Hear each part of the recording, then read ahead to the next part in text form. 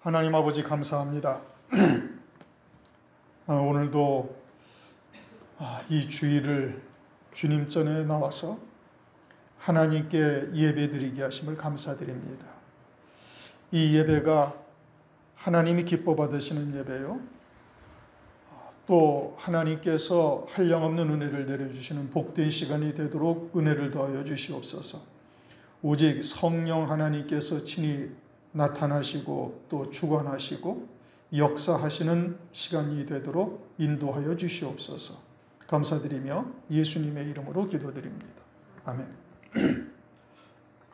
우리가 계속해서 죽은 자를 부활로 받은 여자들에 대해서 지금 상고를 하고 있습니다. 죽은 자를 부활로 받았다라는 의미가 무엇이냐? 이것을 우리가 지금 계속해서 보고 있고, 무엇이 죽은 자인가를 우리가 지금 상고하고 있는 거예요. 이제 사르밧 과부로 시작해서 수넴 여인, 그리고 나사로, 그리고 오늘 이제 나인성의 한 과부의 독자가 죽었죠.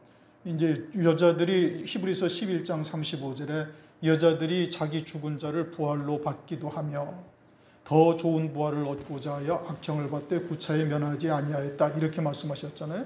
그러니까 우리가 지금 바라보고 쫓아가는 표대는 더 좋은 부활이죠.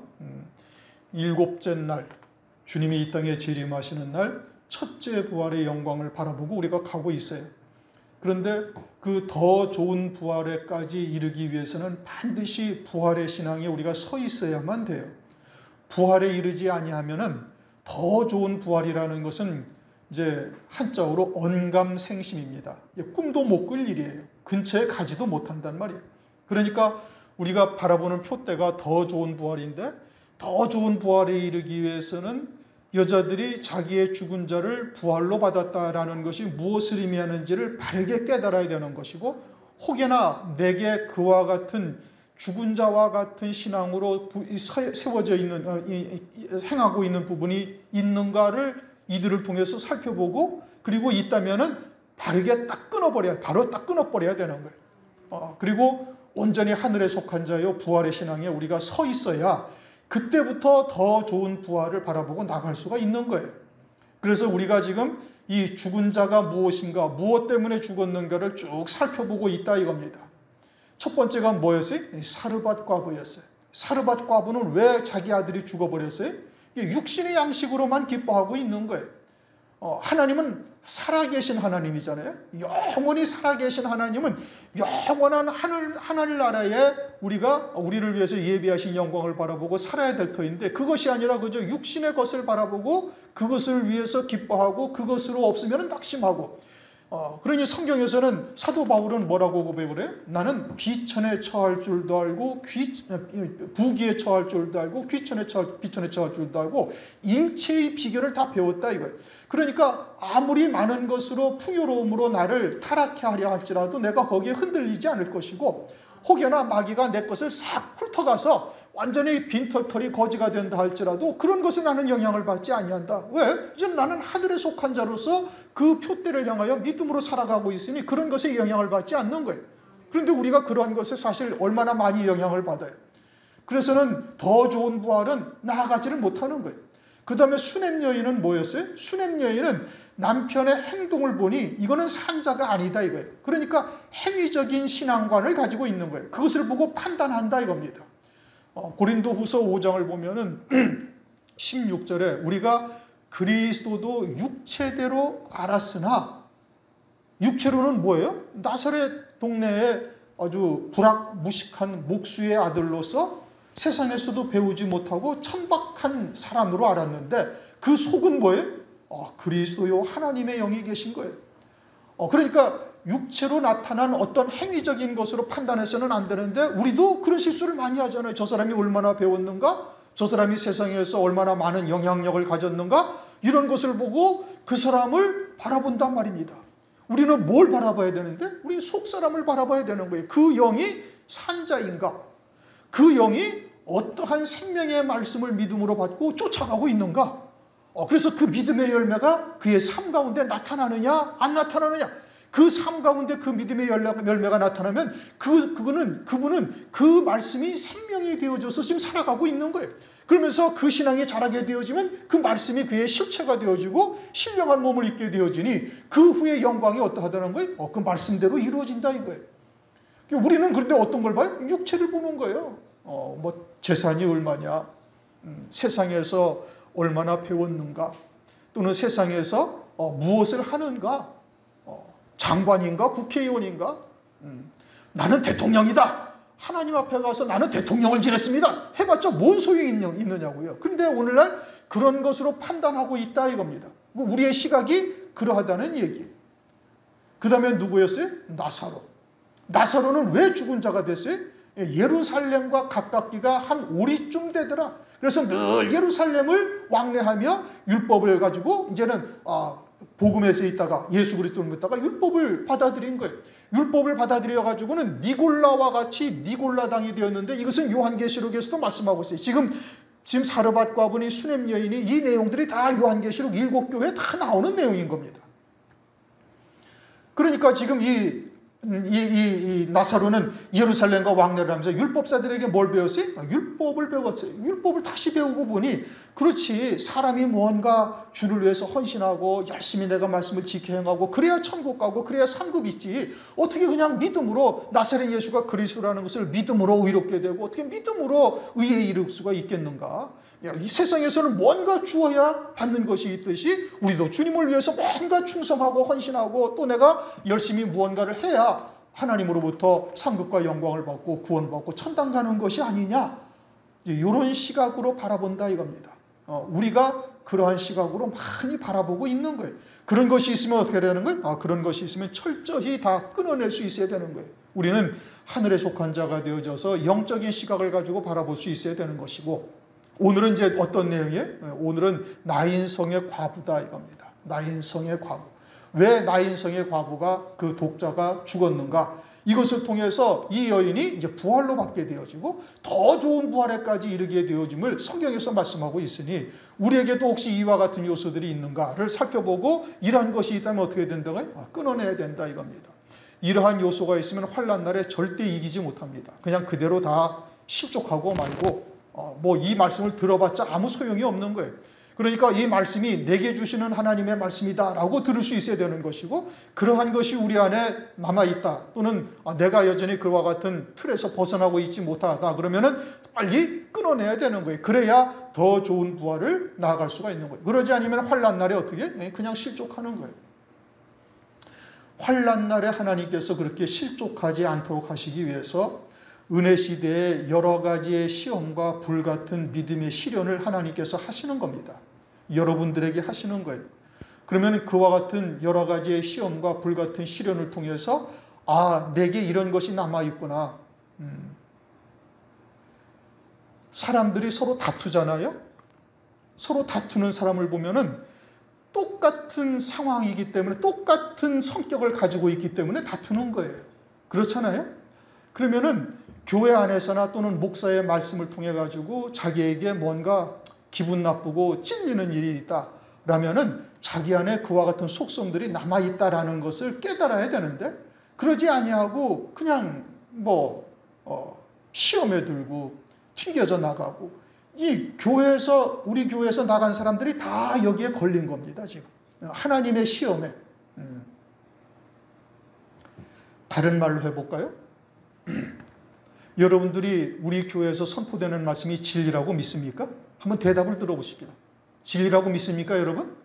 그러면은 목사가 성령 안에서 증거하는 말씀이에요. 진리의 말씀이 사람의 생각으로 이해가 되고 깨달아져서 전할 수 있습니까? 절대 불가능한 겁니다. 하늘에서 이루시는 구원의 세계를 사람의 지혜나 사람의 지식으로 알 수가 있어요? 모르는 거예요. 있을 수가 없어요. 그러면 하나님께서는 조성하신 이스라엘, 야곱을 창조하시고 이스라엘을 조성하셨다 이겁니다. 조성하신 것은 그 인격이나 그 인성을 통해서 하나님께서 그를 사용하시는 거예요.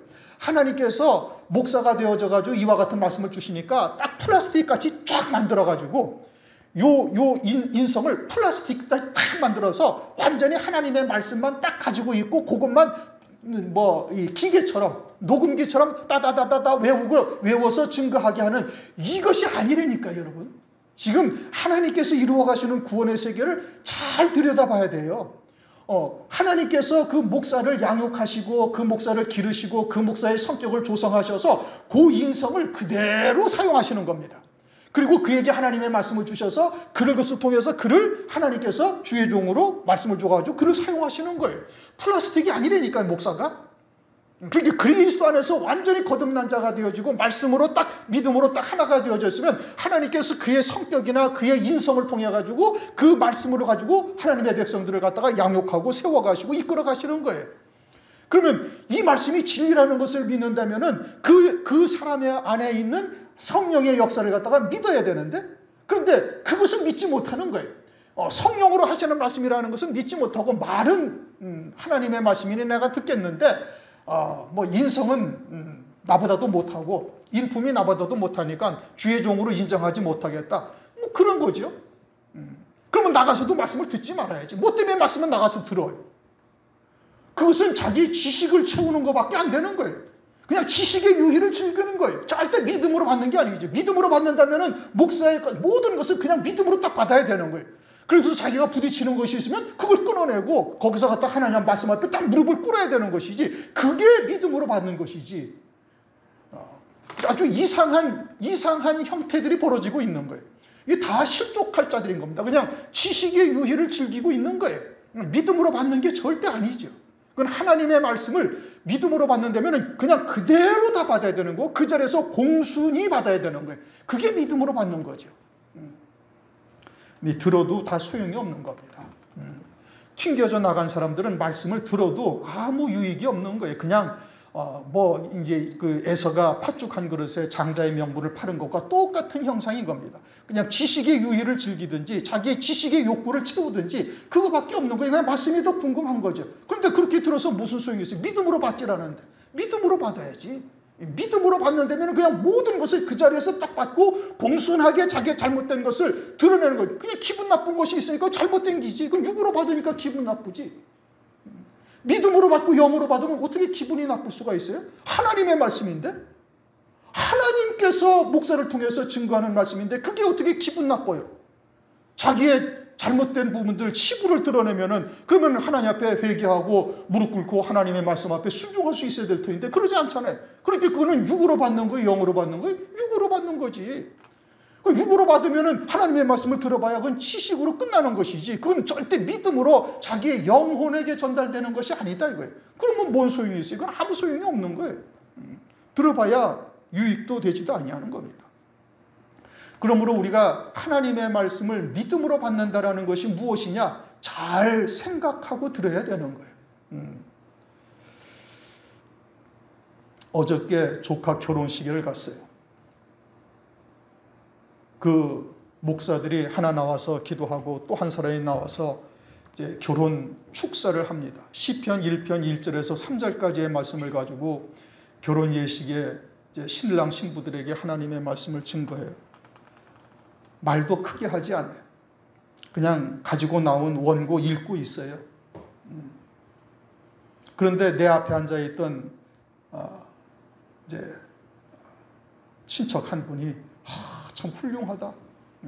목소리도 조용하고 잔잔하게 그러면서 이야기하시는 것이 뭐냐? 증거한 내용이 뭔 줄 압니까? 죄인의 자리에 서지 말라 이거예요. 하나님의 은혜 안에서만 살아라. 생활 교훈이죠. 그렇게 세상에서 죄 짓지 말고 착한 일 하고 죄 질 거는 아예 꿈도 꾸지 말라. 그리고 하나님의 은혜 안에서 말씀을 듣고 그리고서 은혜 안에서 사는 것이 복된 가정을 이루는 것이다. 이게 영생의 말씀입니까? 생활의 교훈입니까? 생활의 교훈이죠. 하나님의 말씀은 영생은 온 세상에서 영생이라는 단어를 쓰고 있는 곳이 거의 없어요. 그리고는 전부 다 착하게 살아라. 행복하게 살아라. 죄 짓지 말고 죄 지면 즉각 주님의 보혈의 공로 의지에서 회개하고 그리고는 아주 선한 것이 무엇인지를 찾아서 선을 쫓아서 살아라. 세상에서의 선과 하나님의 선이 같습니까? 성경에서 말씀하시는 하나님의 사랑과 세상에서 말하는 사랑이 같습니까? 아니죠. 하나님은 영생의 모든 말씀에 초점이 맞추어져 있는 거예요. 그런데 그런 말씀이 사람들이 듣기에는 아주 좋은 거예요. 심각하죠. 여러분들은 그게 분별이 되시는지 모르겠어요. 그저 설교 말씀을 들으면 이 말씀도 좋고 저 말씀도 좋고 그래 다 성경을 인용했으니 다 하나님의 말씀이고 다 좋은 말씀이지. 만약에 여러분들이 그렇게 듣고 계시다면 지금 이 말씀을 하나도 못 알아듣는 거예요. 우리 교회에서 하는 말씀을 전혀 못 알아듣고 있다 이 뜻인 겁니다. 그러면 빨리 하나님 앞에 기도하셔야 돼요. 귀를 열어서 들을 수 있게 하시고 참이 무엇인지 진리가 무엇인지를 바르게 깨닫게 해주실 것을 위해서 기도하셔야 되는 거예요. 그래야지 그냥 그런 말씀도 들어보니 그것도 참 옳은 말씀이고 좋은 말씀이고 우리 교회에서도 말씀을 들어보면 또 뭐 그것도 옳은 말씀인 것 같고 이렇게 생각이 되어진다면 이건 참 문제가 심각하다 이겁니다. 이건 할례 받은 귀가 아직 못된 거예요. 들을 귀가 없어요. 성경은 요한계시록이 7교회에 마지막에 하신 말씀이 딱 뭐예요? 들을 귀 있는 자는 성령이 교회들에게 하시는 말씀을 들어라.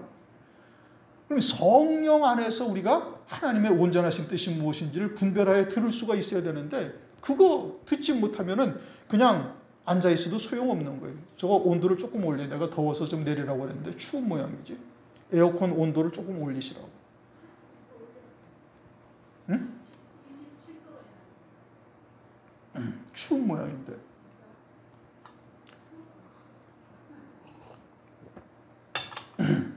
이제 본문으로 들어가 보십시다.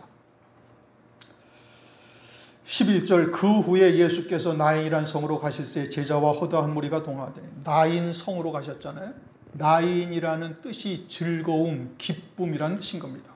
그리고 성이라는 것이 헬라어로 폴리스라는 건데 성, 집, 영적인 의미는 교회라는 의미예요. 기쁨의 교회, 즐거움의 교회였다 이 뜻입니다. 그런데 거기에서 지금 어떤 일이 벌어졌어요? 나인성의 과부가 독자가 죽어버린 거예요. 그러니까 기쁨의 교회, 즐거움의 곳이 뭐가 됐어요? 슬픔의 장소요, 비탄의 장소요, 아주 온통 교회가 통곡의 자리가 된 거예요. 그래서 주님이 왜 가셨어요? 그와 같은 기쁨을 다시 회복시키려고 가신 거예요. 나인성으로 가셨다. 우연히 가신 것이냐? 아니란 말씀이에요. 하나님이 주님의 발걸음이 한 발자국도 우연이나 뭐 이런 것이 없어요. 반드시 필연적이요 하나님의 뜻이 담겨져 있는 거예요. 맹목적으로 가신 것이 아니다 이겁니다. 뭐 때문에 가셨어요? 다시 기쁨을 회복시키려고 가신 거예요. 그 독자 과부의 독자 아들을 살리셔서 기쁨을 회복시키러 가신 거예요. 그럼 오늘날은 주님이 어떻게 찾아오세요? 말씀으로 찾아오신단 말이에요. 교회에서 선포되는 말씀으로 찾아오시는 거예요. 더더군다나 여러분 요한계시록 2장 1절에 7 금초대 교회 중에서 에베소 교회 첫 번째 교회에 주님이 나타나시는 모습이 어떠했어요?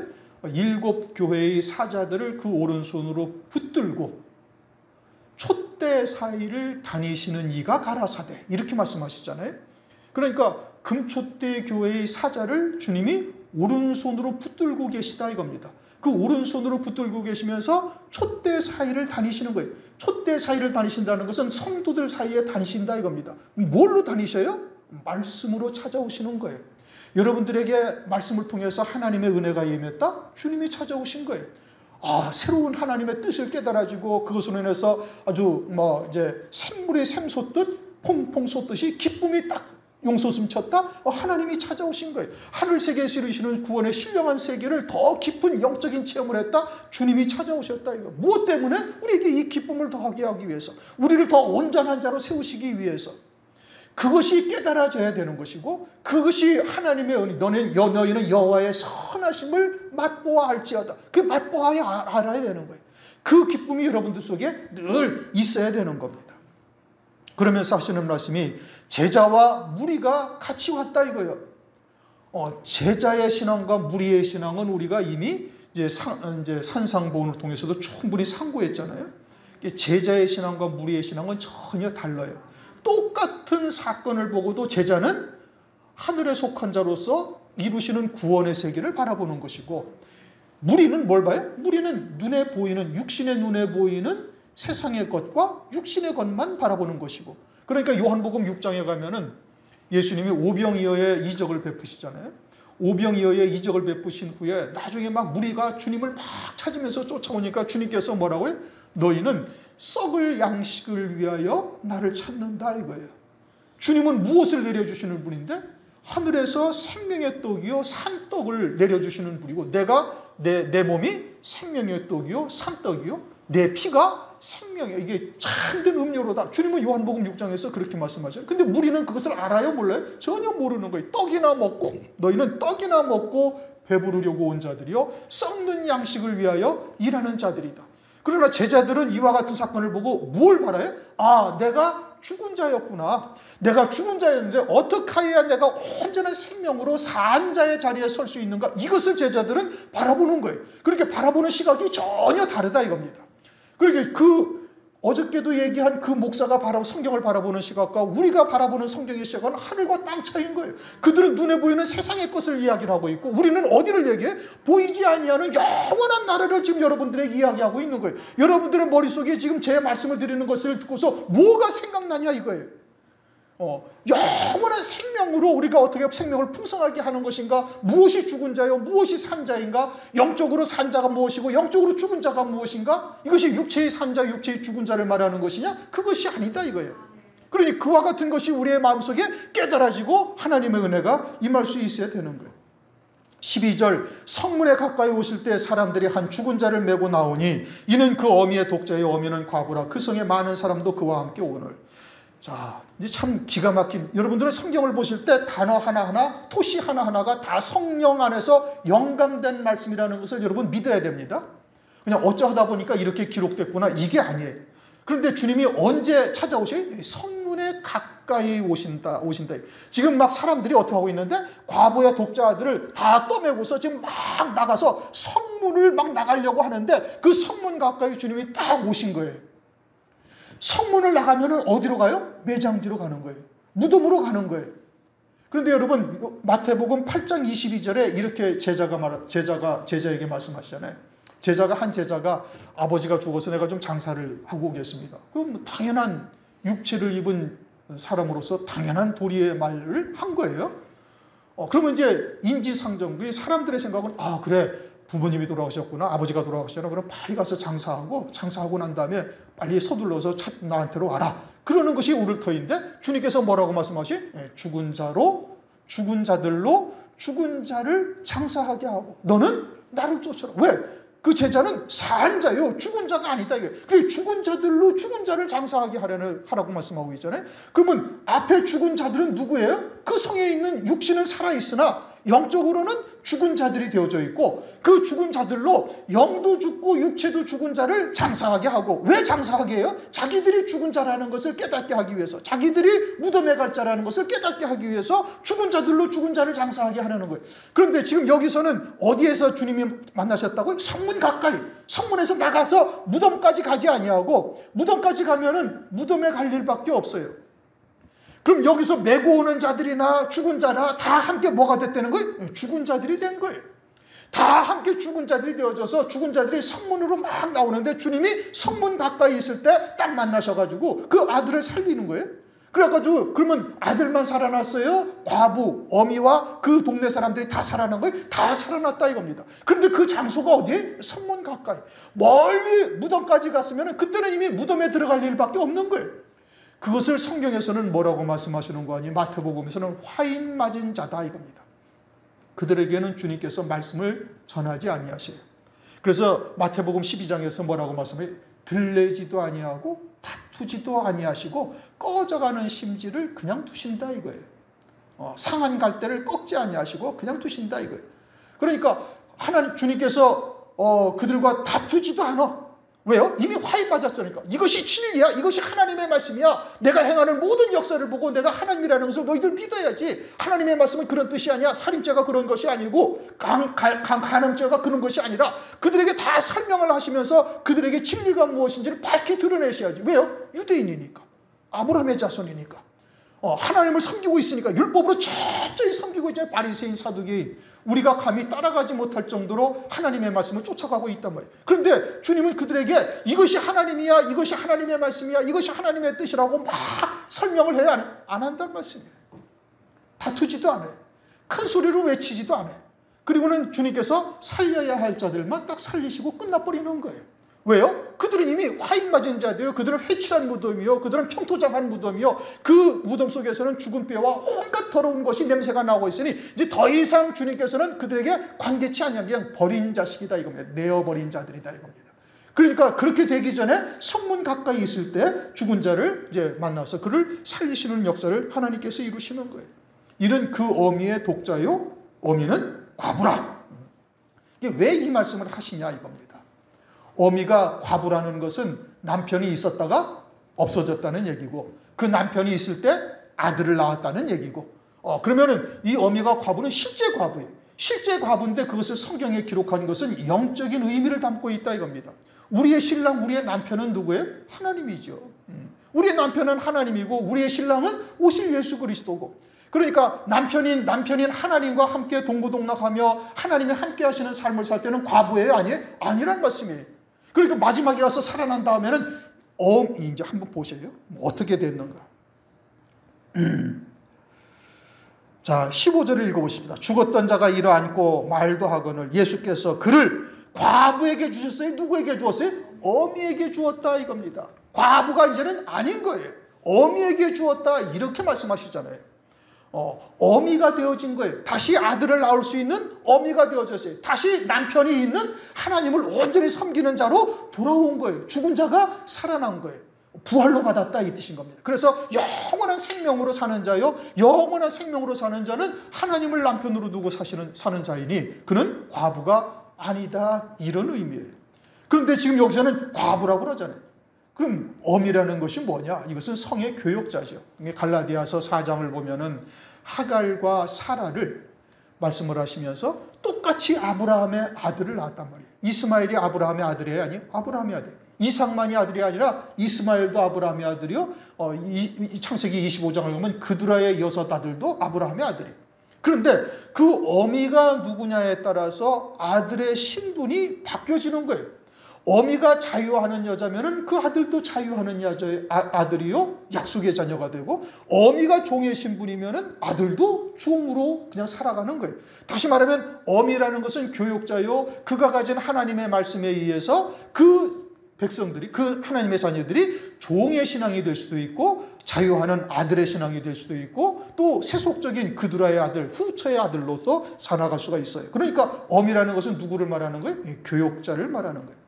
그런데 왜 죽었는가? 이제 성경에서 그것이 이제 성경에 등장하는 장면에서 나오죠. 성문에 가까이 오실 때 사람들이 한 죽은 자를 메고 나왔다 이겁니다. 메고 나왔다. 떠받들고 있다 이겁니다. 왜냐? 나인성이 어떤 성이라고요? 기쁨과 즐거움의 성이었단 말이에요. 그럼 어떤 때가 기쁨과 즐거움의 성이에요? 주님과 함께 있을 때 이 나인성의 교육자에게 하나님의 은사가 임해서 하나님이 증거하는 말씀이 아주 우리에게 영적으로 기쁨과 즐거움을 주는 신령한 하나님의 말씀이었던 거예요. 그러자 신령한 말씀으로 말씀을 받은 성도들이 그래서 나인성의 교육자에게 막 칭찬을 한 거예요. 어떻게 말씀을 그렇게 기가 막히게 꿀처럼 우리에게 증거해 주셨습니까? 참 목사님 아주 정말 대단하십니다. 막 이렇게 목사를 칭찬한 거예요. 교육자를 칭찬했다 이겁니다. 그러면서 그와 같은 하나님의 은혜 가운데 나왔던 아들이 누구예요? 독자, 이제 이 교육자의 열매죠. 자식은 태의 열매는 하나님께서 주신 상급이요, 영생의 열매가 되는 것이죠. 그런데 그와 같이 주님과 함께 있으면서 하나님께서 은사를 베풀어 주셨을 때 그와 같은 것으로 낳은 독자 아들인데, 그런데 그와 같은 것이 이제 지속되면서 성도들이 목사를 막 칭찬하고 어떻게 이런 말씀을, 기가 막힌 말씀들을 우리에게 주셨습니까? 아유, 막 그러면서 목사를 칭찬하고, 목사도 어떻게 되는 거예요? 목사도 그와 같은 칭찬으로 하나님께 영광을 돌리지 아니하고 자기가 은근히 그와 같은 것을 기대하고 소망하고 또 받았던 거예요. 우리는 그리스도의 것이잖아요. 그리스도의 것이라는 것은 이제 예수와 함께 나는 죽었고 이제 하나님의 말씀을 믿는 믿음으로만 사는 자요, 그들에게 하나님께서 더 큰 은혜를 베풀어 주셔서 하나님의 목사에게는 말씀의 지혜와 지식의 은사를 주셔요. 그렇게 해서 하나님의 말씀의 비밀, 하늘에서 이루시는 구원의 뜻을 우리가 깨달아 간다 이겁니다. 그 구원의 뜻을 깨달아가면서 그것을 증거하게 되어지면은 그것은 내가 증거한 것이 아니라 내 안에 계신 그리스도께서 행하신 거예요. 그러면 성도들이 은혜를 받은 것은 하나님으로 말미암아 은혜를 받은 거예요. 하나님께서 주신 은혜예요. 그러면 목사를 칭찬하고 목사에게 고맙다고 하면은 목사는 즉각 어떻게 돼? 내 안에 계신 그리스도께서 하신 일이니 이것은 당연히 하나님께 영광을 돌려야 돼. 그래서 고린도전서 1장 31절 너희는 주 안에서 자랑하라. 그러니까 하나님께 즉각 영광을 돌려야 되는데 그러지 아니하고 육체를 입고 있고 사람인지라 은근히 그와 같은 것을 기대하고 소망하고 그리고 즐기고 있었다 이겁니다. 그것이 병이 들은 것이고 그와 같은 과정으로서 청년의 신앙까지 자랐으니 이제 청년이라고 나오죠. 청년의 신앙까지 자랐으니 영적인 수준이 상당히 올라와 있던 때예요. 교역자든 성도든. 그런데 그와 같은 것으로 인해서 하나님께 돌려야 할 영광을 교역자가 받고 있으니 그것으로 인해서 병이 들게 되어지고 그것으로 인해서 결국은 죽은 자가 되었다. 이것을 지금 말씀하고 있는 거예요. 그러면은 이제 우리들이 그와 같이 뭐 은혜를 받았을 때 목사한테 우리 교회는 참 희한해. 왜 목사한테 그런 뭐 은혜 받았다. 오늘 말씀이 참 이런 부분이 좋았습니다. 너무 은혜 받았습니다. 왜 이런 얘기를 별로 난 들어본 적이 없는 것 같아. 왜 그런지 모르겠어요. 희한하게. 너무 은혜가 충격이 심해가지고 그냥 뭐 쇠망치로 한 대 얻어맞은 것 가지고 말이 안 나와서 그러는 건지 아니면 은혜가 안 돼서 그러는 건지 이해를 잘 못하겠는데 목사에게 그와 같은 것을 당연히 하셔야 됩니다. 은혜 받은 것을 충분히 말씀을 하셔야 되고 그리고 그것은 하나님께서 주신 것이니 서로 하나님께 영광을 돌리면 되는 거예요. 그런데 이제 목사가 만약에 육체를 입고 있으니까 사람이잖아요. 그러니까 이제 그와 같은 속성들이 자신도 모르는 사이에 조금씩 시간이 지나다 보니까 이제 그와 같은 것이 이제 은근히 자리하게 되어진 것이고 그것으로 인해서 병들고 그것을 깨닫지 못하니까 결국은 그 아들이 죽은 것으로 나타나는 거예요. 사사기를 보면 11장에 입다라는 선지자가 있습니다. 입다라는 선지자는 그 암몬 족속이 쳐들어왔을 때 그 암몬 족속을 갖다가 물리치고 이긴 선지자, 사사자. 그런데 입다가 그 하나님께서 행하시는 역사라는 것을 깨달아요.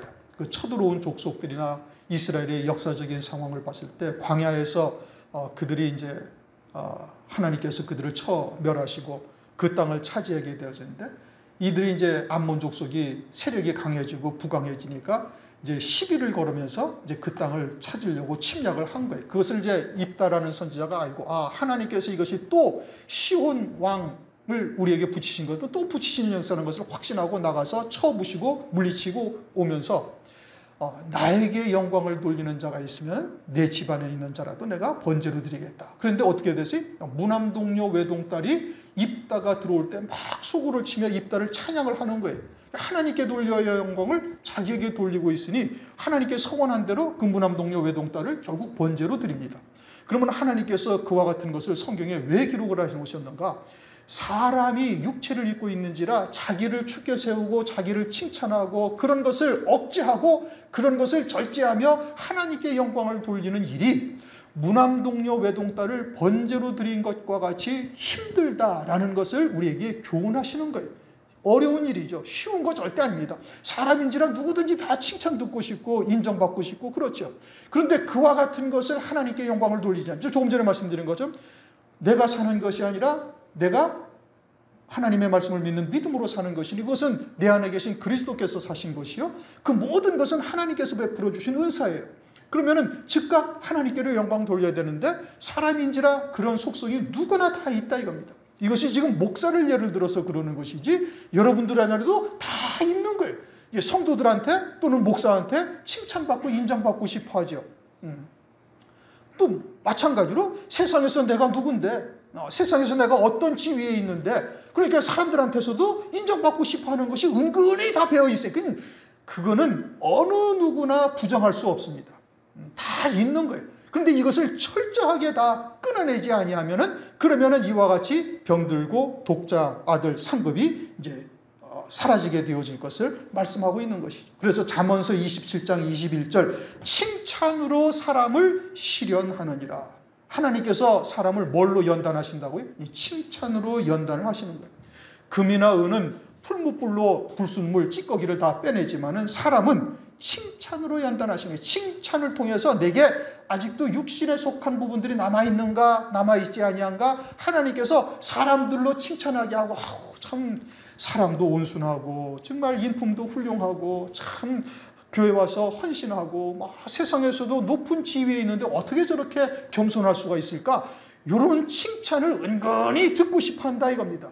그러면 그 칭찬이 뭐예요? 그것이 사람을 연단하는 거예요. 그것으로 은근히 즐기고 또 그런 것을 은근히 바라고 있다면 그것은 이와 같이 독자가 병드는 것이 되어지고 그거 깨닫지 못하면 결국 그 상급과 열매는 다 사라지게 되어진다. 이것을 우리에게 교훈하고 계시는 겁니다. 나인성의 과부, 이것은 나인성의 교역자를 통해서 우리에게 교훈하시는 거지만 누구나 다 이와 같은 상황에 처해지면 은근히 그것을 기대하고 바라고 있는 것이고 그와 같은 것은 병들어 죽게 되어지는 역사를 말씀하고 있는 거예요. 그전에도 한번 말씀드렸죠. 천호동의 제일 큰 교회, 통합측교회 옛날에 군사구대다로 대통령이 된 사람이 어느 날 부하들을 쫙 데리고 교회로 쫙 오니까 대통령 각하 이 앞자리에 좋은 자리로 여기 앉으십시오. 그래가지고 앞자리로 쫙 앉혔다는 일화가 온 교회에 다 퍼졌잖아요. 세상에서의 지위가 교회에서도 그대로 이어지고 있다 이겁니다. 교회는 새 피조물들이 모인 곳이에요. 그러니 그 영이 산 자냐? 그 영이 어떠한 말씀을 믿는 믿음으로 사는 자냐? 이걸 봐야 되고 그것이 그의 실상이죠. 그가 그 믿음으로 살아가고 그 믿음의 열매들이 교회를 통해서 나타나고 있다면 그것이 그의 실상인 거예요.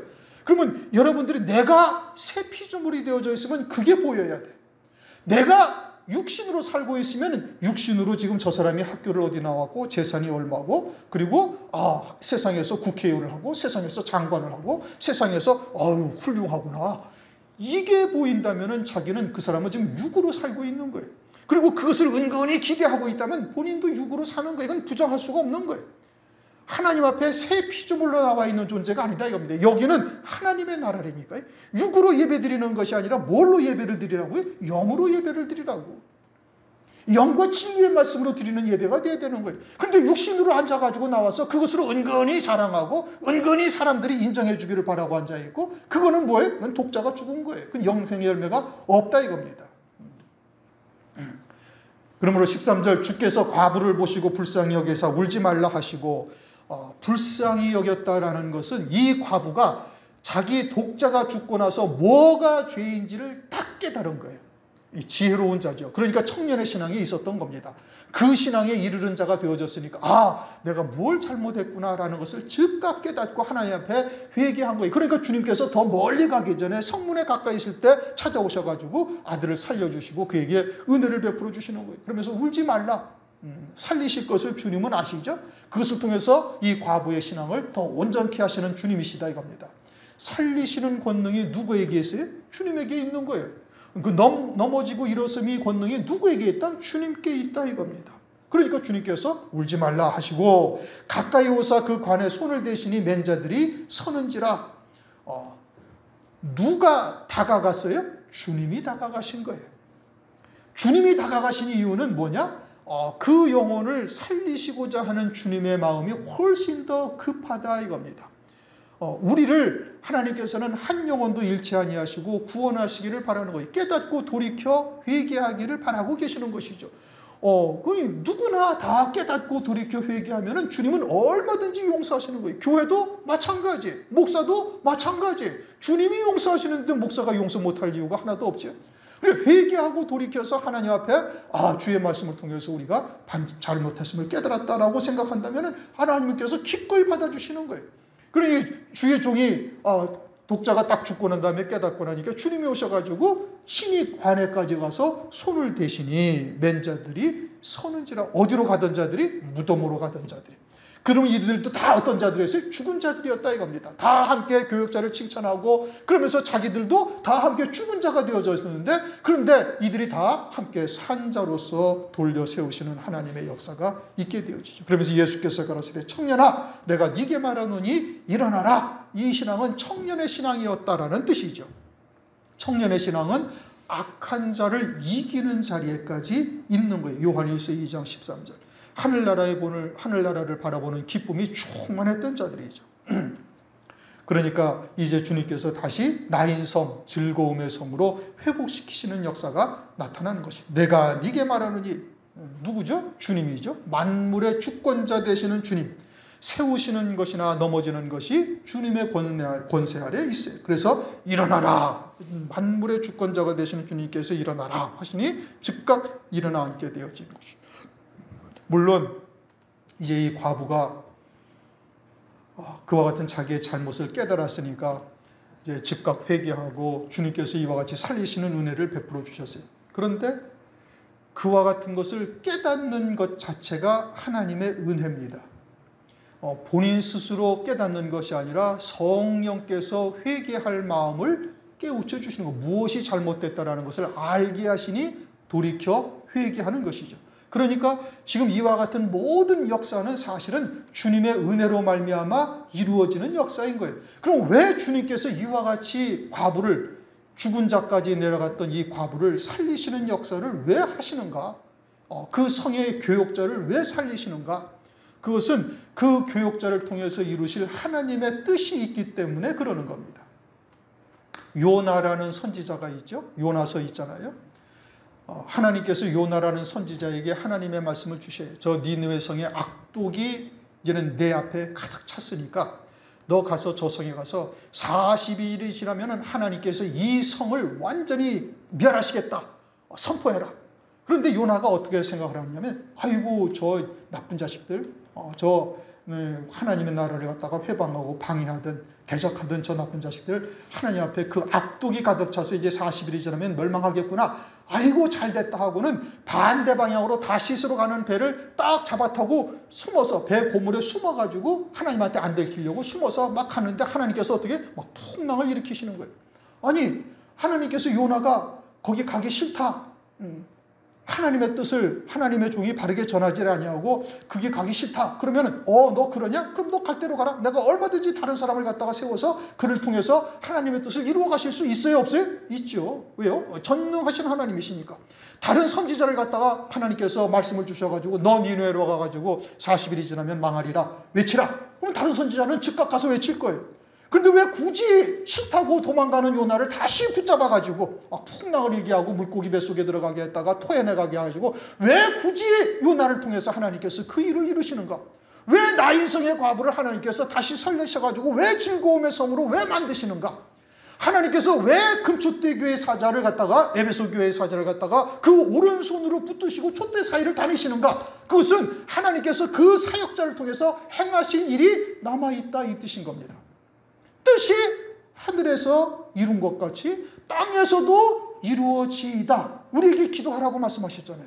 그러면 하나님께서는 전지전능하시고 창세전에 그를 위해서 세우신 하나님의 거룩하시고 기쁘신 뜻은 그 어떠한 방해의 역사가 있다 할지라도 하나님께서는 그대로 행하시는 거예요. 이루어 가시는 거예요. 그러면 일곱 금촛대 교회를 통해서 이루실 하나님의 구원의 뜻은 어떠하시겠어요? 반드시 이루어 가신다 이겁니다. 그럼 우리의 의지와 상관없이 하나님은 하나님께서 하나님의 뜻을 이루어 가시는 거예요. 그러하시기에 전지전능하신 하나님이요 창조주요 조물주 하나님이 되신다 이겁니다. 왜 나인성의 과부 그냥 두시고 다른 곳을 갔다가 가셔서 다른 성을 그보다 더 큰 성으로 부흥시킬 수 있으실 텐데 왜 그러하지 아니하고 굳이 그러하시는가? 그건 나인성의 이 과부 교역자를 통해서 행하실 하나님의 뜻이 있기 때문에 그러신 거예요. 그러니까 회개할 마음도 주신 것이고 회개할 마음을 가지고 회개하게 되어졌으니까 즉각 가셔서 그들을 살리시고 은혜를 베푸시는 거예요. 이게 모든 구원의 역사가 다 하나님의 은혜요 선물이다. 에베소서 2장 8절 9절 말씀하고 있잖아요. 우리가 하나님께서 이루어 가시는 구원의 섭리가 무엇인지를 바르게 깨달아야 됩니다. 오늘 새벽에도 다윗의 얘기를 했잖아요. 다윗이 죄를 지었죠. 살인죄, 간음죄. 그래가지고 하나님으로부터 징벌을 당해가지고 그 밧세바와의 사이에 간음을 통해서 간통을 해서 낳은 아이는 죽어버리고 이제 또 압살롬에 의해서 반역이 일어나가지고 온 이스라엘 백성들과 대제사장들과 또는 선지자들과 이 사람들이 다 압살롬에게로 돌아갔어요. 그렇게 사람들이 보기에는 다윗은 이제 끝났다 이거예요. 왜요? 저 죄를 지었죠. 온 천하에 다 드러났죠. 살인죄까지 있죠. 하나님의 율법을 어기도 어마어마하게 어긴 거죠. 우리는 살짝 거짓말한 걸 지었는데 다윗은 간통에 살인죄까지 지었어요. 그것도 하나님의 은혜를 입은 자가.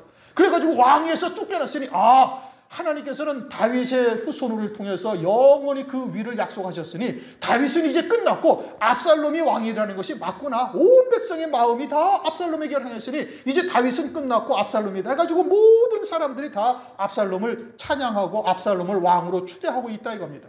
그런데 그 성중은 전부 다 괴악, 폐역, 죄악이 충만하고 악독이 가득하고 괴율이 가득하다 이거예요. 실제 그렇습니까? 아니란 말이에요. 그러면 하나님께서 말씀하시는 죄악이 그 성에 가득하다, 괴사가 충만하다, 악독이 가득하다, 그것은 하나님의 뜻을 대적하는 모든 일이 다 죄요, 괴사요, 악독인 거예요. 하나님의 뜻은 어디 있는데? 그러할지라도 다윗에게 하나님의 뜻을 두고 계시는 거예요. 다윗을 향하신 하나님의 뜻, 아브라함과 다윗의 자손 예수 그리스도의 세계라고 말씀하시면서 그것을 이루실 하나님의 뜻은 이미 창세전에 예정하신 일이에요.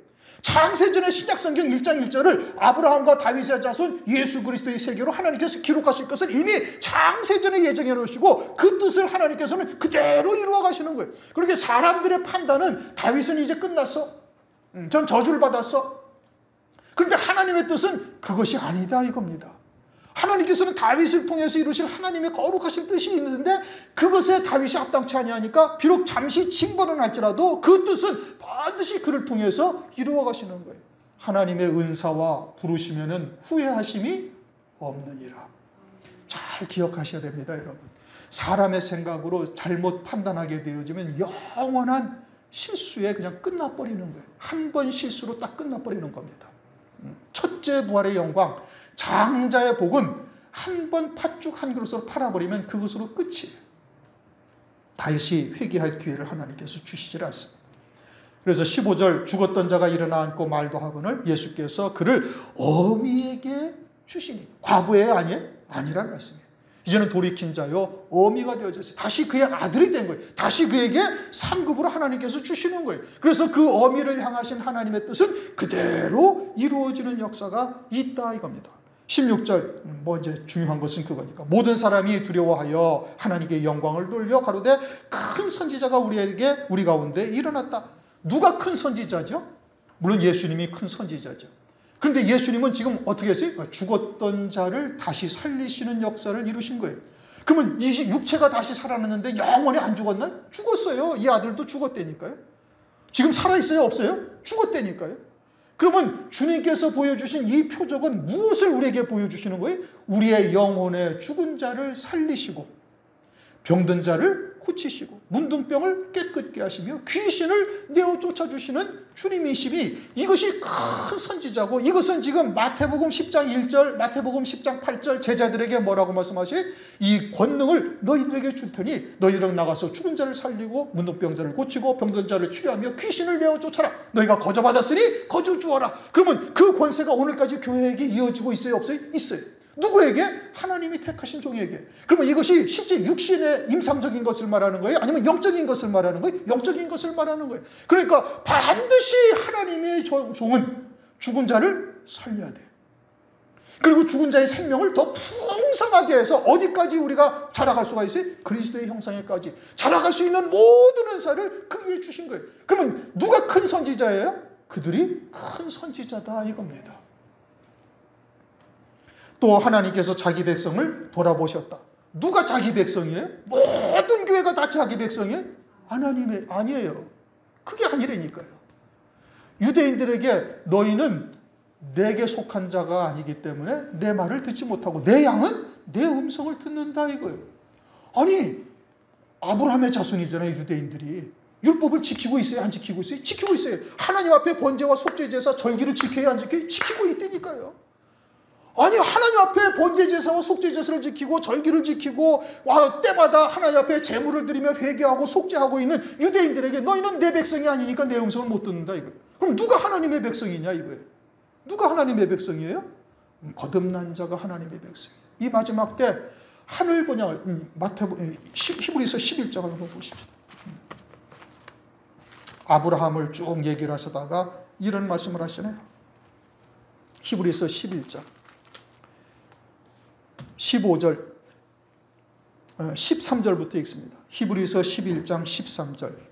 이 사람들은 다 믿음을 따라 죽었으며 약속을 받지 못하였을 때 그것들을 멀리서 보고 환영하며 또 땅에서는 외국인과 나그네로라 증거하였으니 이같이 말하는 자들은 본향 찾는 것을 나타냅니다. 저희가 나온 바 본향을 생각하였다면 돌아갈 기회가 있으려니와 저희가 이제는 더 나은 본향을 사모하니 곧 하늘에 있는 것이라. 그러면 이 말씀이 지금 뭘 말하는 거예요? 하늘에 속한 자로 거듭난 자로 성령 안에서 믿음으로 사는 자들이 하나님의 백성이고 그들이 하늘 본향을 사모하는 거예요. 그러므로 하나님이 저희 하나님이라 일컬음 받으심을 부끄러워 아니하시고, 누구의 하나님이 되는 거예요? 하늘 본향을 사모하여 육신의 본향을 버린 자. 다시 말하면 육신을 그리스도와 함께 십자가에 못 박고 그리스도 안에서 온전히 새 생명으로만 사는 자, 그들의 하나님이 되신다 이겁니다. 하나님은 산자의 하나님이시에요.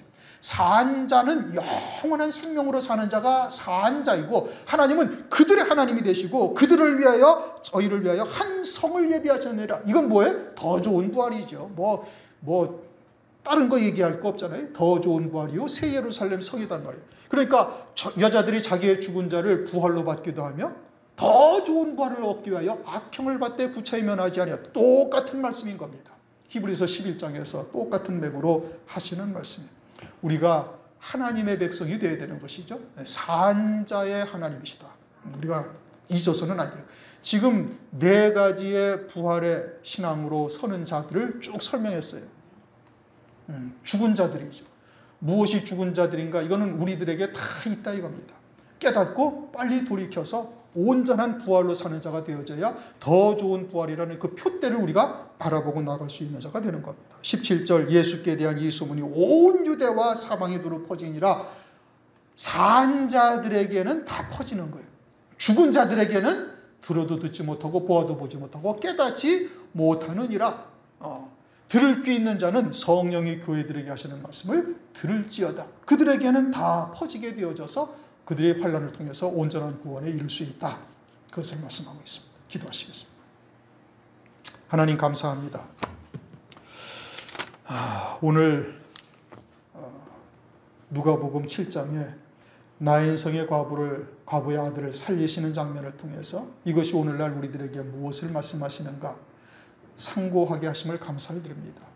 사르밧 과부로부터 나인성의 과부까지 이 모든 것이 다 우리들에게 하시는 말씀인 것을 우리가 깨달았은즉 이러한 요소들이 우리 안에 있다면 철저히 끊어내게 하시고, 또 온전한 산자로서 이제 육신의 본향을 완전히 버리고 하늘 본향을 사모하여 더 가까이 나아가는 저희들 되도록 은혜를 더하여 주시오며, 우리에게 보여주신 더 좋은 부활의 영광에 다 이를 수 있는 자 될 수 있도록 역사하여 주시옵소서. 예수 그리스도의 이름으로 감사하며 기도드립니다.